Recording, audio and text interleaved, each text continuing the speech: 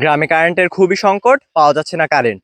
এ নিয়ে গ্রামের মুরব্বীদের খুবই খারাপ মতামত। চলুন আমরা জিজ্ঞেস করি কারো কাছে। এই যে একজন শিশু করতে বসেছে, তার কাছে জিজ্ঞেস করি। আসসালামু আলাইকুম। গ্রামে খুবই কারেন্টের সংকট, এ নিয়ে আপনার কি বক্তব্য? আচ্ছা যে হ্যাঁ। এই যে সেদিনকে আমার ভাইয়ের ছেলে হুম। মানে আমার ভাতিজা তখন মুসলমানি করাবে, মুসলমানি তো আপনিও করছেন না? হ্যাঁ, হ্যাঁ, করছি। আপনিও ছোটবেলায় তো করছেন? হ্যাঁ হ্যাঁ, সবাই করছে। সবাই করা দরকার। হ্যাঁ। এখন হচ্ছে যে যখন মুসলমানি করবে হুম। তখন ওস্তাদ নিচ্ছে, হুম। তখন ঘরের ভিতরে আর কি হ্যাঁ, হ্যাঁ, হ্যাঁ। মুসলমানি করার প্রস্তুতি নিচ্ছে। হুম।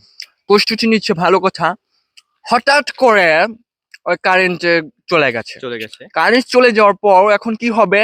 তখন তাদের তো ওই ছুরিটা না, এই যে মুসলমানি করবে এখান যে কাঠ দিবে, হুম। কাটিং যে দিবে, হুম। যখন ওটা কাট দিলো সঙ্গে সঙ্গে কারেন্টটা চলে গেল। হ্যাঁ। এখন আমাদের কি করা উচিত?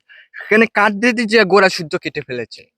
এখন তো আমার ভাই কান্দে, আহারে আমার ছেলের ভবিষ্যৎ তো অন্ধকার।